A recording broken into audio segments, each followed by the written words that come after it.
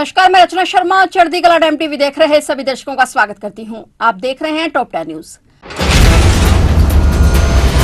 प्रधानमंत्री नरेंद्र मोदी ने पेरिस के ग्रैंड पैलेस में एआई एक्शन समिट को संबोधित किया। प्रधानमंत्री ने कहा कि मैं इस शिखर सम्मेलन की मेजबानी करने और मुझे इसकी सह अध्यक्षता करने के लिए आमंत्रित करने के लिए अपने मित्र राष्ट्रपति मैक्रोन का आभारी हूं। एआई पहले से ही हमारी अर्थव्यवस्था, सुरक्षा और यहाँ तक कि हमारे समाज को नया रूप दे रहा है। एआई इस सदी में मानवता के लिए कोड लिख रहा है। प्रधानमंत्री ने कहा कि एआई से करोड़ों लोगों की जिंदगी बदल सकती है। प्रधानमंत्री ने कहा कि एआई अभूतपूर्व पैमाने और गति से विकसित हो रहा है और इसे और भी तेजी से अपनाया और लागू किया जा रहा है।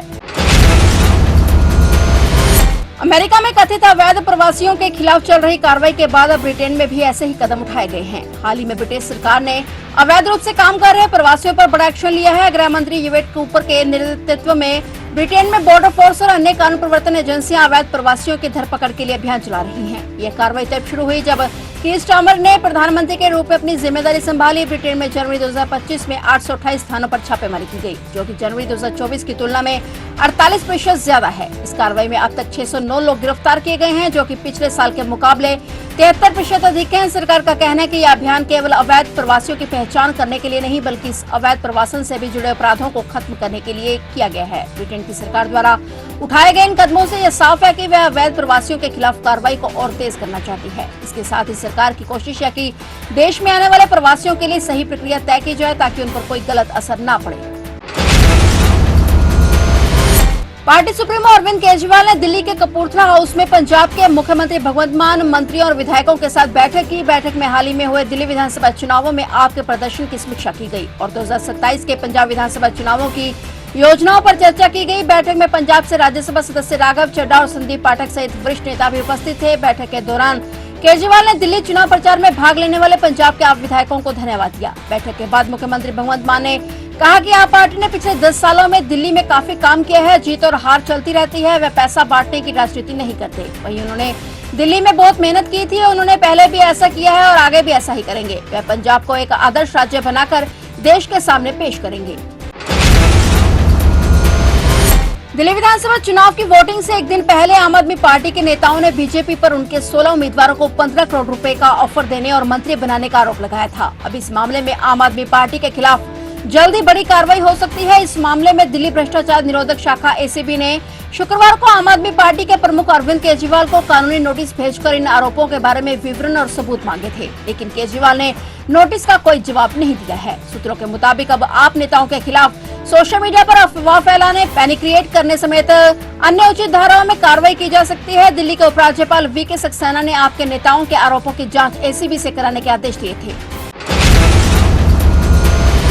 मुख्यमंत्री नायब सिंह सैनी ने प्रदेश में 28 फरवरी तक 3 नए आपराधिक कानूनों के 100% क्रियान्वयन सुनिश्चित करने के संबंध में गृह विभाग के अंतर्गत पुलिस, जेल, अभियोजन और फोरेंसिक विभाग के अधिकारियों के साथ अहम बैठक बुलाई। मुख्यमंत्री नायब सिंह सैनी ने निर्देश देते हुए कहा कि नए कानूनों को धरातल पर लागू करने के लिए ढांचागत विकास के साथ साथ संबंधित कर्मचारियों को प्रशिक्षण प्रदान किया जाए। उन्होंने कहा कि सभी संबंधित विभागों के अधिकारियों को निर्देश जारी किए जा चुके हैं कि नए प्रावधानों के अनुसार जरूरी बदलावों को अपनाते हुए 28 फरवरी तक इन कानूनों को पूर्ण रूप से लागू कर दिया जाए।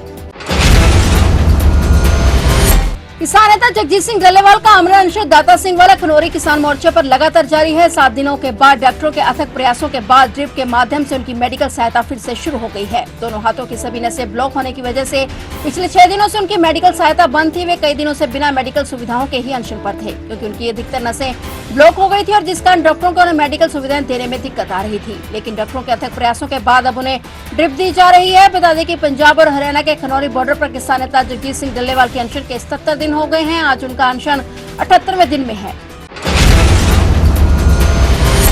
फसलों के न्यूनतम समर्थन मूल्य की कानूनी गारंटी देने और अन्य मांगों को लेकर किसानों और केंद्र सरकार के बीच 14 फरवरी को वार्ता होने वाली है। उससे पहले कल 12 फरवरी को किसान संगठनों की एकता बैठक होगी। यह एकता बैठक में संयुक्त किसान मोर्चा भी शामिल होगा। संयुक्त किसान मोर्चा ने 12 फरवरी को चंडीगढ़ में बुलाई एकता मीटिंग में शामिल होने का ऐलान किया है। किसान नेता सरवर सिंह पंदेर ने कहा कि अगर केंद्र की ओर से 14 फरवरी को बुलाई मीटिंग कामयाब नहीं होती और वार्ता आगे नहीं बढ़ती तो 25 फरवरी को दिल्ली की तरफ किसान पैदल ही कूच करेंगे। वहीं एसकेएम के कल बैठक में शामिल होने के कारण खनौरी मोर्चे ने कल की मीटिंग में शामिल होने से इनकार कर दिया है। उन्होंने साफ कहा है कि एसकेएम के साथ कल बैठक में खनौरी मोर्चा शामिल नहीं होगा। वहीं शंभू मोर्चे ने बैठक में शामिल होने की बात कही है। बता दें कि कल मीटिंग में एकता प्रस्ताव पर चर्चा होनी है।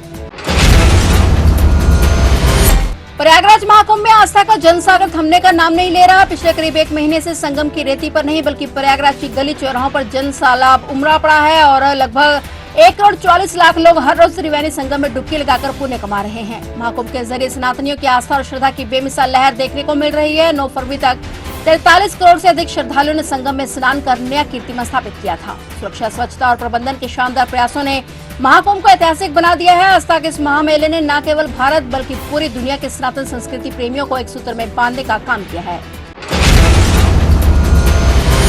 मध्य प्रदेश के जबलपुर में आज भीषण हादसा हो गया। नागपुर प्रयागराज नेशनल हाईवे पर सीमेंट से भरे ट्रक ने ट्रैवलर को टक्कर मार दी। सामने से आ रही कार भी ट्रक में घुस गई और हादसे में 7 लोगों की मौके पर ही मौत हो गई। कई लोग ट्रैवलर में फंस गए। हादसे के बाद हाईवे पर जाम लग गया। सूचना पर पहुंची पुलिस ने वाहनों में फंसे लोगों को बाहर निकाला और क्रेन की मदद से गाड़ियों को हटवाया गया। हादसा बरगी के पास हुआ। जानकारी के मुताबिक सीमेंट से भरा ट्रक जबलपुर से कटनी की ओर रॉन्ग साइड से जा रहा था, जिसके चलते एक के बाद एक वाहन आपस में भिड़ गए और हादसे में 7 लोगों की मौत हो गई। घायलों का मेडिकल कॉलेज और सिहोरा स्वास्थ्य केंद्र में इलाज जारी है।